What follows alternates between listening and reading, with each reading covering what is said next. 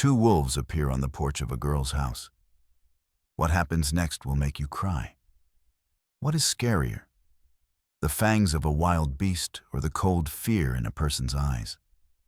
This question had not yet formed in 9-year-old Lisa's mind when she pushed open the creaky door and stepped onto the porch. The air was thick and still, smelling of dust and hot pine resin. It was that midday silence, when even the restless grasshoppers fall silent. And in that silence, she saw them. Two wolves. They did not howl, growl, or sneak. They just lay in the shade of an old spreading apple tree, only 10 steps from the wooden steps. One, large and dark in color, rested his head on his paws. The second, slightly smaller and more graceful, lay next to him, pressed against his side. Their chests heaved heavily and frequently in the heat. They stared straight at the house, but their eyes were cloudy, exhausted, devoid of any aggression. Lisa froze, clutching the hem of her calico dress. She felt no fear, only a deafening, ringing surprise. She had seen wolves in books and on television, but there they were always symbols of fury and danger. These ones looked lost. The large male tried to get up, but immediately let out a painful groan and sank back to the ground. His front right paw was twisted unnaturally. Before we continue, let us know which city you are from. We are interested to know where our videos are being watched. Don't forget to subscribe to the channel and leave your rating. This motivates us to make new and interesting videos. Well, let's begin. A shadow appeared behind Lisa. Anna Petrovna's dry but strong hand gently but firmly pulled her granddaughter back into the shade. Lisa, quietly into the house. Her grandmother's voice was calm, but there was a steely tone that brooked no argument. The door slammed shut and a heavy metal bolt clicked into place. Anna Petrovna did not shout or panic. She went to the window and stared intently at the motionless guests for a long time. Her wrinkled face resembled a map of her life, and now a deep furrow of anxiety ran across it. "Grandma, are they sick?" Lisa whispered, pressing herself against her side. "They're wild, Lizzie," Anna Petrovna replied, without taking her eyes off the window. "And wild animals, even sick ones, are always dangerous, especially wolves." She knew what she was talking about. She had grown up here in Clayuchi, where the forest was both a source of sustenance and a neighbor that did not forgive mistakes. But even she, in her 65 years, had never seen wolves come out of the forest and lie down at the doorstep of a human home in broad daylight. It was wrong. It was a sign of great trouble. News in the village spread faster than a steppe fire. Less than an hour later, an old dust-covered UAZ stopped at their gate. Stepan Makarov, their closest neighbor, jumped out. In his hands was an uncovered Saiga hunting rifle.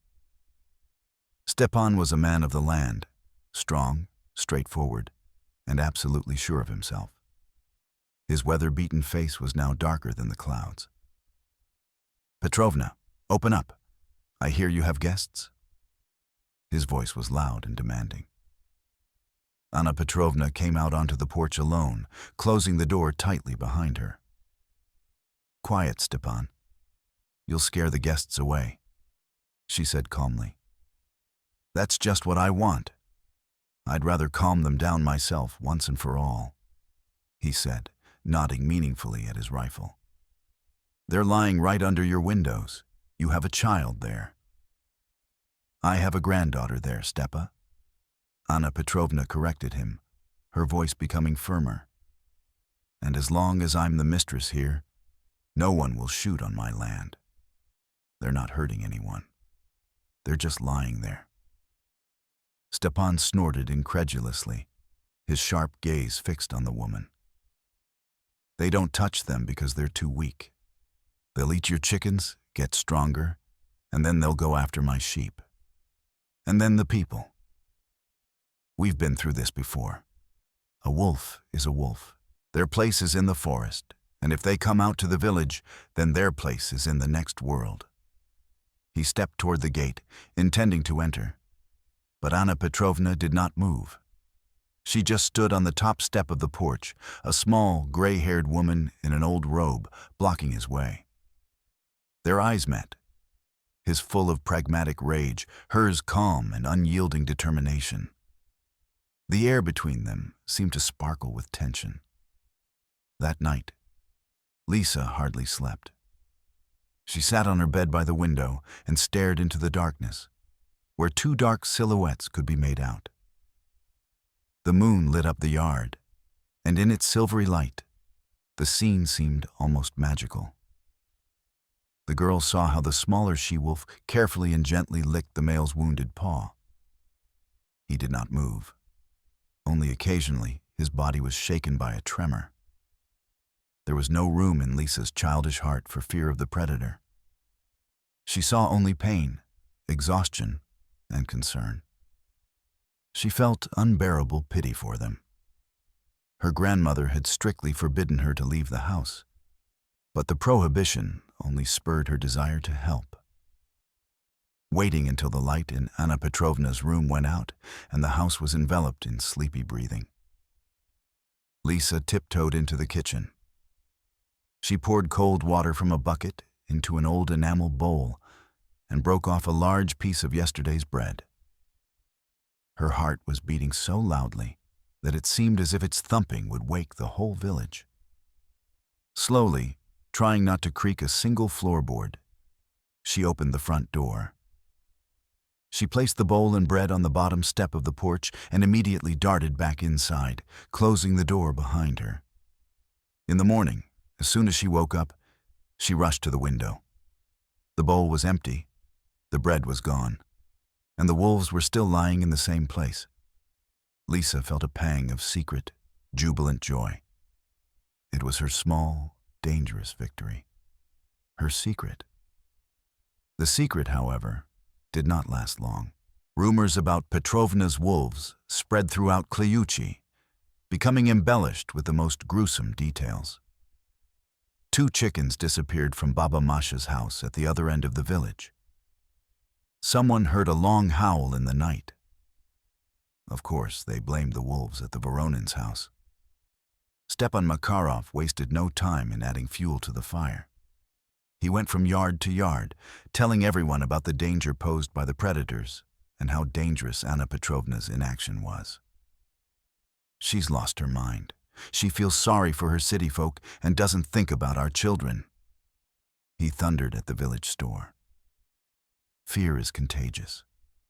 People who had lived side by side with the forest for decades began to look at it with apprehension. They began to look askance at Anna Petrovna. Her calmness and refusal to solve the problem like a man were perceived as eccentricity, as a betrayal of common interests. The pressure grew with each passing day. She found herself isolated, alone against the entire village. Anna Petrovna herself understood that something was wrong. The wolves were not going away. Their behavior violated all the laws of nature she knew. She called an old acquaintance, Vasily Semenovich, a gamekeeper in the district center. His answer only added to her anxiety. It turned out that a week ago, deep in the forest, far from the village, there had been severe fires. Huge areas had burned down, including their hunting grounds. And the drought had driven all the remaining game, moose and wild boar, even further away, to the big river. Her uninvited guests were not just sick. They had been driven from their land, hungry and cut off from their usual sources of food. They had come to the people out of sheer desperation. That evening, noticing that Lisa was again carrying a bowl of water to the doorstep, Anna Petrovna did not scold her. She just looked silently at her granddaughter, her heart tightening with double fear. For the child who did not see the danger, and for the animals that nature itself was pushing to their doom. Lisa was becoming bolder. The distance between her and the wolves was slowly shrinking. She no longer just left food on the porch, but went out into the yard, sat down on the steps, and talked to them. Quietly, so her grandmother wouldn't hear. She told them about her life in the city, about school, about her mom and dad. The wolves just looked at her. Their eyes no longer had that initial cloudiness. Something similar to recognition appeared. The male still protected his wounded paw, but he no longer looked so emaciated. And the female wolf, something strange was happening to her. She became restless, often getting up, walking in circles, and then lying down again, pressing herself against the male.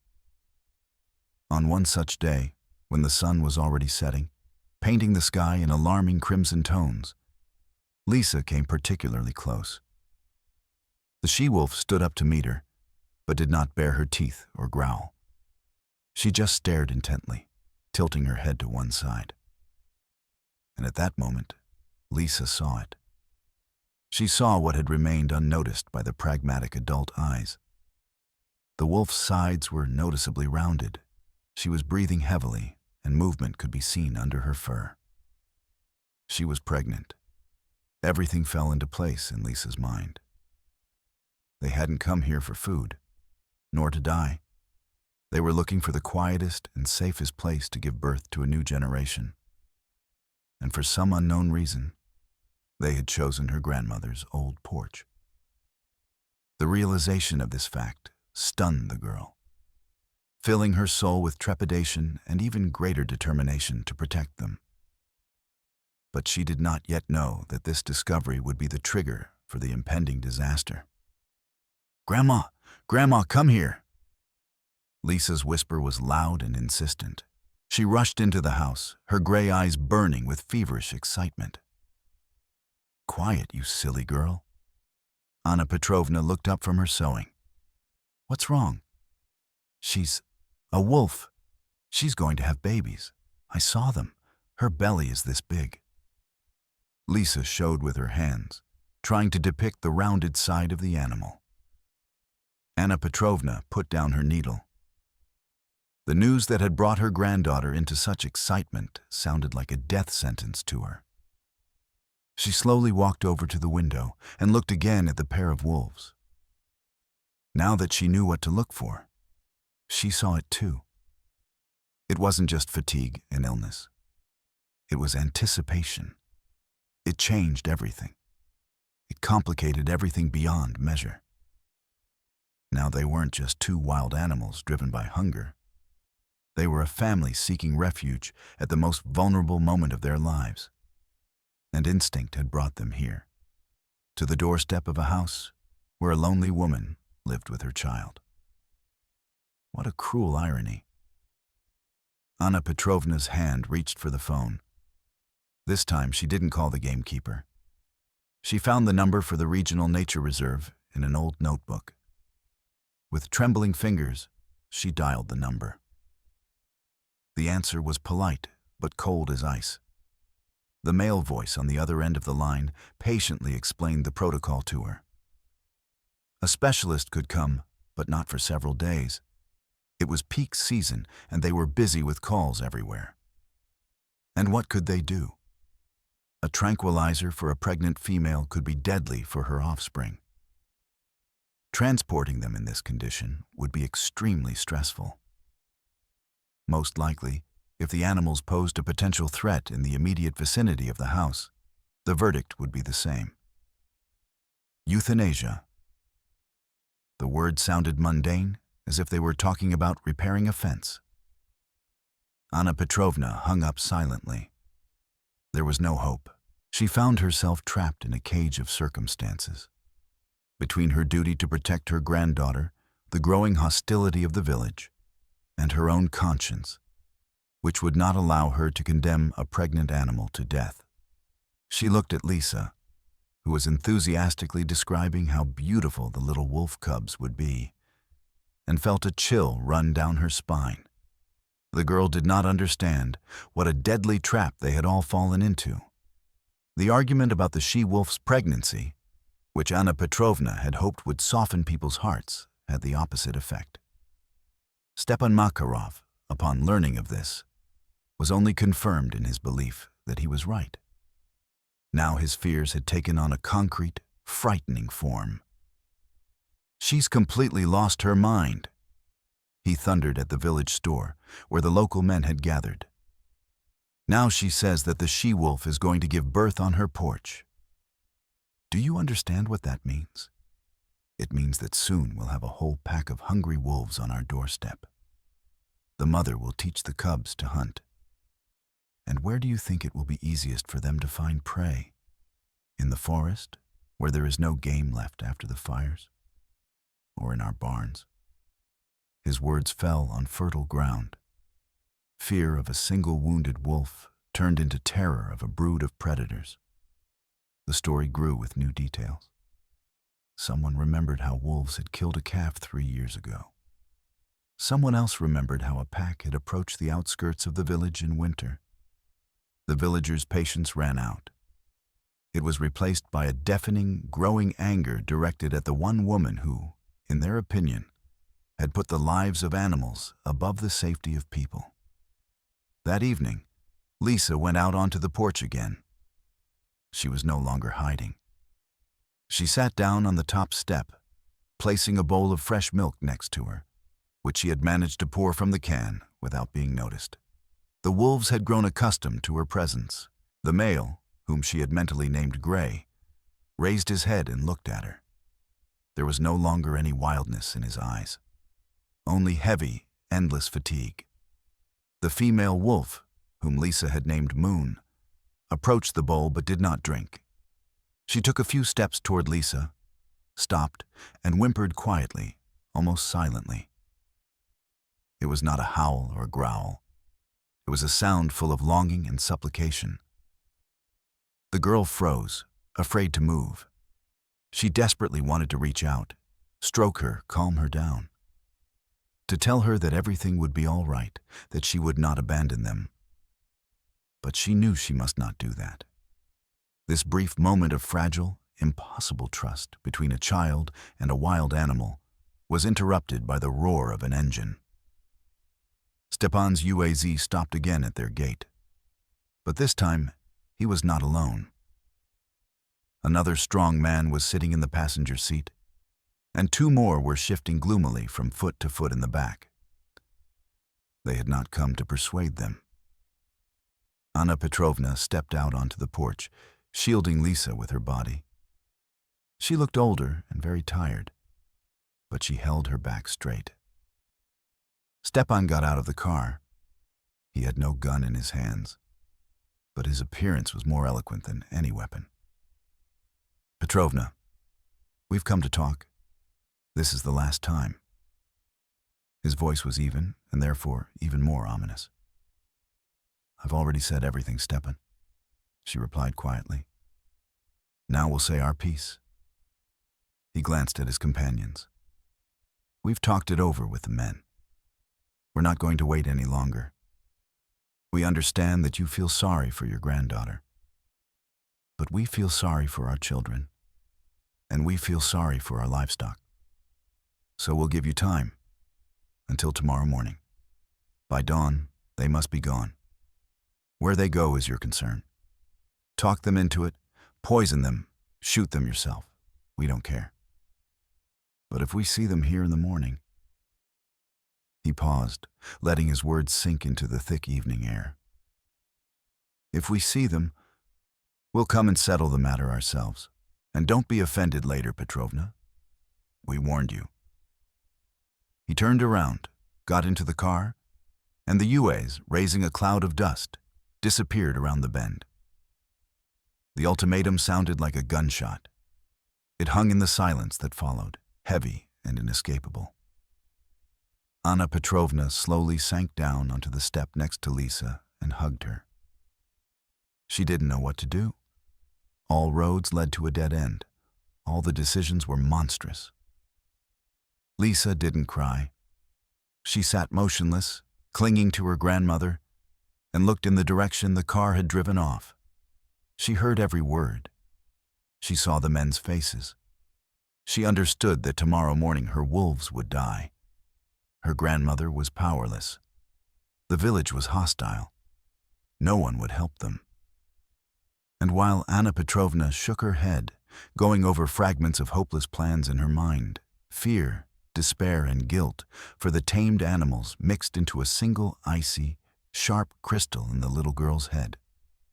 The childish light in her gray eyes went out. Something else was born in its place. Not a plan. The only possible course of action, as far as she could see. And at that very moment, she knew what she had to do that night. Night fell on the village of Kliuchi quickly, as if someone had covered it with a heavy dark blanket. There was no moon or stars. The sky was covered with thick clouds, heralding a storm that had been long awaited, but had not yet broken. An oppressive silence reigned in the Voronin's house. Anna Petrovna put Lisa to bed earlier than usual, giving her a decoction of mint and motherwort for the night. She hoped that sleep would carry her granddaughter away from this terrible reality, at least for a few hours. She herself had no intention of sleeping. She sat at the kitchen table with her head in her hands, trying to find a way out. Her thoughts were confused. Maybe she should lock Lisa in the house and go out with a pitchfork and try to chase the wolves away. Where? Into the forest, where they would starve to death. Or maybe she should swallow her pride, go to Stepan, bow at his feet and ask for one more day. She knew it was useless. The decision had been made. She felt trapped, and with every passing minute, the walls of that trap were closing in on her. Lisa didn't sleep. She lay in her bed, pretending to be asleep, and listened to the silence. Her grandmother's potion didn't calm her. On the contrary, her heart was pounding in her throat, beating an alarming rhythm. She didn't cry. Her tears had dried up, leaving behind only a cold, desperate determination. She knew that adults wouldn't help. Their world was too complicated, too cruel. Her grandmother was afraid. Stepan hated her. And the wolves just wanted to live. A plan was forming in her head, childishly simple and naive. But for her, it was the only right thing to do. She had to take them away herself. Take them somewhere where no one would find them. She remembered the old abandoned forester's shed deep in the woods, about an hour's walk from home. She and her grandmother had gone there to pick mushrooms last fall. The shed was sturdy, dry, and far from the village paths. It was the perfect hiding place. She just had to find a way to get the wolves to follow her. Waiting until the steady ticking of the old clock on the wall was the only sound in the house, Lisa slipped silently out of bed. On tiptoe, holding her breath, she crept into the kitchen. Anna Petrovna had dozed off at the table, her head resting wearily on her crossed arms. Lisa walked around her, trying not to make a sound. Her goal was the refrigerator. Yesterday, her grandmother had bought a large piece of fresh beef on the bone from a neighbor for borscht. The smell of meat was what would lead them there. The girl's hands trembled as she struggled to open the heavy door of the old Zill refrigerator and took out the cold, heavy bundle. She put it in the canvas bag she used to take to the river. Then she put on a light jacket and sneakers. One last look at her sleeping grandmother, and she was already at the front door. She didn't turn the bolt, which clicked loudly. She knew that downstairs, near the crack, there was a small latch that her grandmother never closed. In an instant, she was on the porch, in the stuffy, damp darkness. The wolves were there.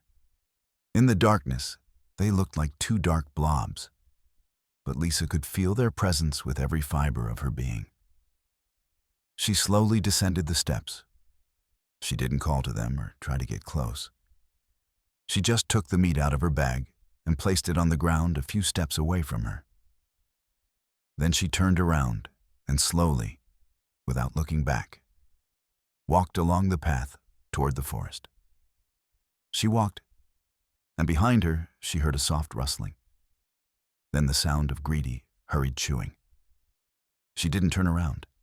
She just walked, her whole being transformed into a single prayer. Please follow me. Please understand. Please. After a few minutes, she heard footsteps behind her. Heavy, uneven, limping. It was Gray. She dared to glance quickly over her shoulder. There he was. He was following her, limping on his injured paw. A little further back, Luna followed like a shadow gliding between the trees. Her plan had worked. Hunger and instinct proved stronger than mistrust. They followed her, their only chance of salvation. The path grew narrower, the forest thicker. The darkness here was absolute, alive. Branches clung to her clothes, dead leaves crunched underfoot. Lisa was not afraid. All her senses were focused on the sounds behind her. The steady scratch, scratch of Gray's footsteps was her compass, her hope. She felt like Moses, leading her small, weary people to the promised land. She was so absorbed in her mission that she didn't immediately hear another sound, a sound that didn't belong in the forest. It was the distant rumble of an engine. It grew louder and louder, closer and closer. Suddenly, the forest ahead lit up with two bright beams. Headlights. They pierced through the trees, snatching trunks and bushes out of the darkness, creating bizarre, dancing shadows. The car was driving along an old forest road that crossed their path. Lisa's heart sank. Who could it be? A gamekeeper? Mushroom pickers at night? Or... The car stopped right where the trail came out onto the road. It was Stepan's UAZ. Lisa froze in the shadow of a large oak tree, a few steps from the road. She saw Stepan get out of the car. He hadn't been sleeping. He had come to check. Seeing that there were no wolves near the house, he had apparently decided to drive around the neighborhood. Maybe he was looking for their tracks, or their corpses, hoping that Petrovna had carried out her ultimatum after all. Stepan took a powerful flashlight out of the car and shone it along the edge of the forest. The beam slid across the trees and bushes and suddenly froze. It caught the figure of a wolf in the darkness. Gray stood on the path, just a few meters behind Lisa, squinting at the light. He didn't growl, he just stood there, breathing heavily. And at that moment, as if in slow motion, Lisa took a step forward, stepping out of the shadows onto the lit road. She wanted to shout, to explain, to say that she was taking them away, that everything was fine. But the words stuck in her throat. In the light of the headlights, Stepan saw a scene that made his blood run cold. A little girl, Petrovna's granddaughter, was standing on the forest road. And right behind her, a few steps away, a huge wolf emerged from the darkness. In his fevered brain, fueled by fear and the stories of the men, this scene could only mean one thing. The predator had lured the child into the forest. He was taking his prey away. "Lisa!" His cry was wild, full of horror and rage. He rushed to the car, groping for the carbine on the seat. Lisa, blinded by the light and deafened by the scream, couldn't understand what was happening. She saw only Stepan's rushing figure and heard the clatter of the bolt. Gray, frightened by the scream and sudden movements, instinctively took a step back, baring his fangs and letting out a low, warning growl. He had no intention of attacking. He was protecting his female, who was frozen somewhere behind him in the darkness. But for Stepan, that snarl was the last straw. He took it as a direct attack. He raised his rifle. Lisa saw the barrel flash in the darkness. She knew what was about to happen. She opened her mouth to scream, "No!" But her cry was drowned out by the deafening roar of the shot that tore the night's silence to shreds. Time stood still. It contracted into a single fiery point, a blinding flash at the end of the gun barrel. The sound hit her ears, her body, making every twig in the forest tremble. Lisa didn't even have time to blink. She saw Gray's body jerk and throw him backward, as if struck by an invisible fist. He didn't make a sound. There was no scream, no roar. Only the heavy, dull, final thud of a large body hitting the forest floor. The air was filled with the sharp smell of gunpowder and the primitive, metallic smell of blood. For a moment, there was absolute dead silence. Stepan stood with his rifle raised, breathing heavily, his eyes fixed on the motionless silhouette on the ground. In his mind, he had just accomplished a feat. He had saved a child. But the silence was deceptive. It was shattered by a sound that made even Stepan's blood run cold.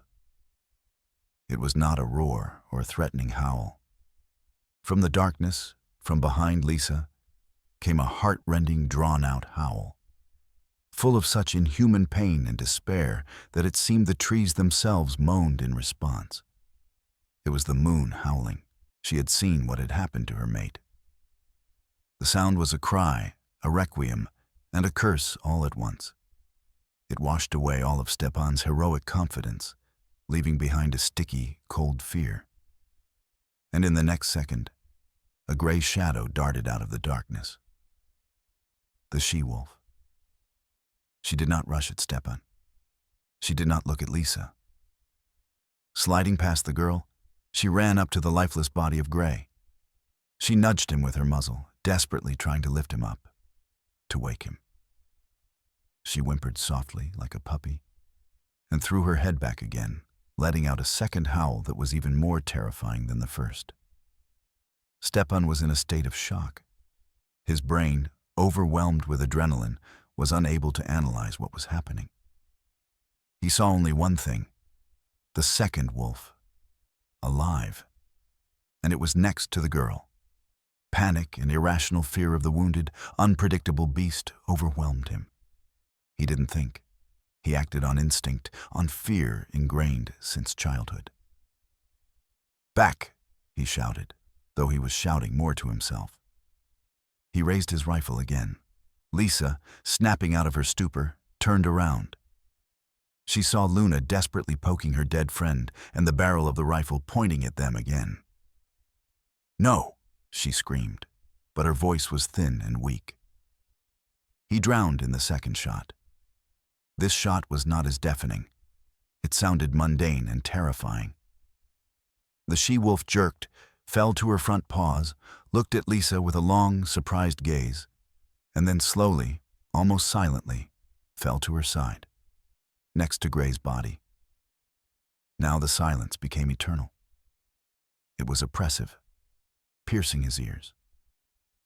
In the light of the headlights stood a little girl in a light jacket. A few steps away from her, on the forest road, lay two dead wolves. Their bodies, still warm, seemed unnaturally motionless. Stepan slowly lowered his rifle. He was shaking so much that the rifle was banging against his leg. He took a step, then another. He moved closer. He saw that the girl was unharmed. She didn't have a scratch on her. He saw the two dead animals. He saw their positions, behind the girl, not attacking her, but following her. He looked at the male's wounded paw, at the female's rounded belly, which was still visible even now. And the monstrous, sickening truth began to seep into his clouded mind. He didn't understand anything. He had done everything wrong. At that moment, another sound came from the darkness, from the direction of the village. A scream. "Lizochka! Lisa!" It was Anna Petrovna. Two shots rang out, shattering the night's silence and bringing her to her feet faster than any alarm clock. She ran out of the house and, seeing the headlights in the forest, rushed toward them without looking where she was going.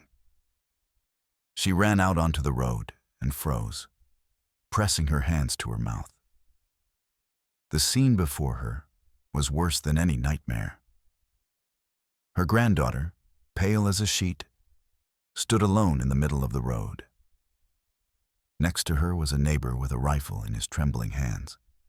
At her feet lay 2 dead wolves. Anna Petrovna ran up to Lisa, fell to her knees in front of her, and hugged her, trying to shield her from the horror. "Lizzie, my baby, are you okay? Did he hurt you?" she whispered, examining every inch of her body. But Lisa was silent. She didn't cry. She didn't scream. She didn't even tremble. She just stared. She stared straight at Stepan, who was standing opposite her. And there was something in her gray child's eyes that made the strong adult man's legs buckle. There was no fear, no hatred, no resentment in her gaze.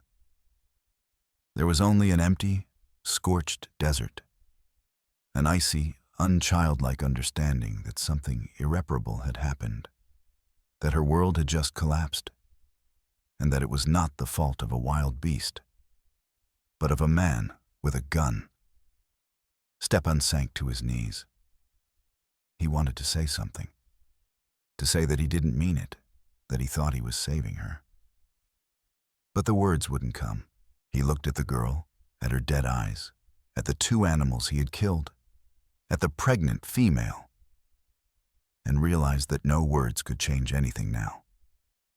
He hadn't just killed 2 wolves. He had killed something in this little girl, something pure, bright, and trusting.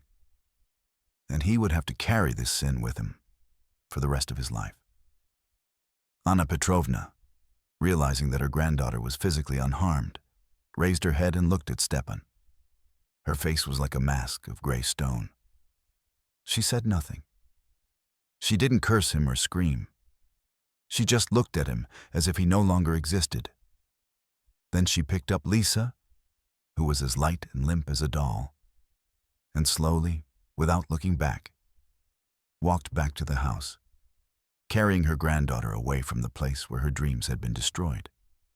Stepan was left alone on the forest road, alone in the light of his UAZ headlights, with 2 dead wolves and a deafening silence that screamed louder than any accusation.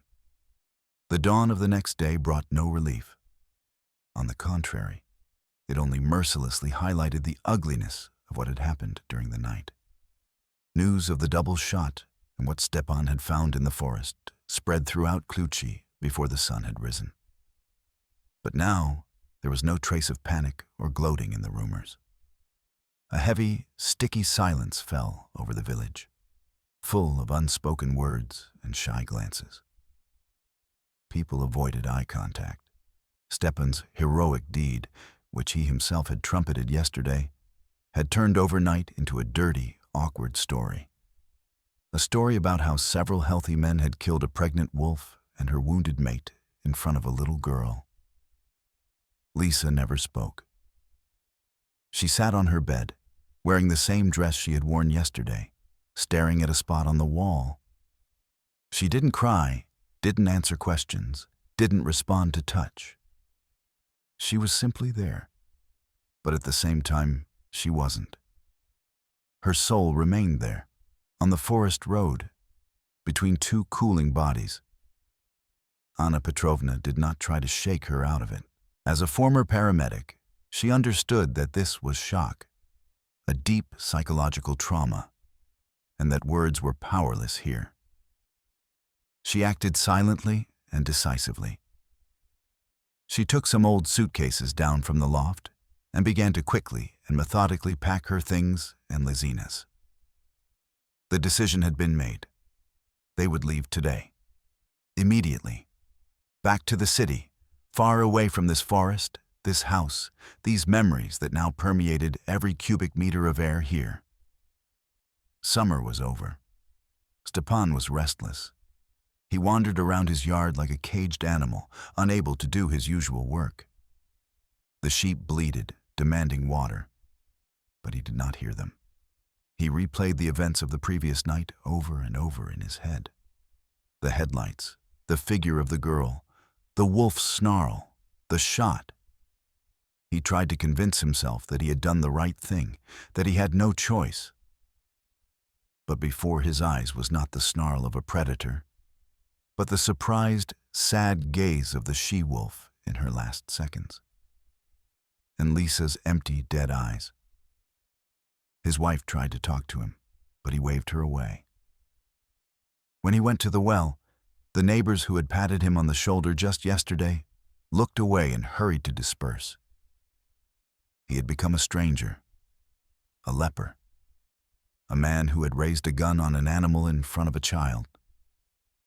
He couldn't take it anymore that afternoon.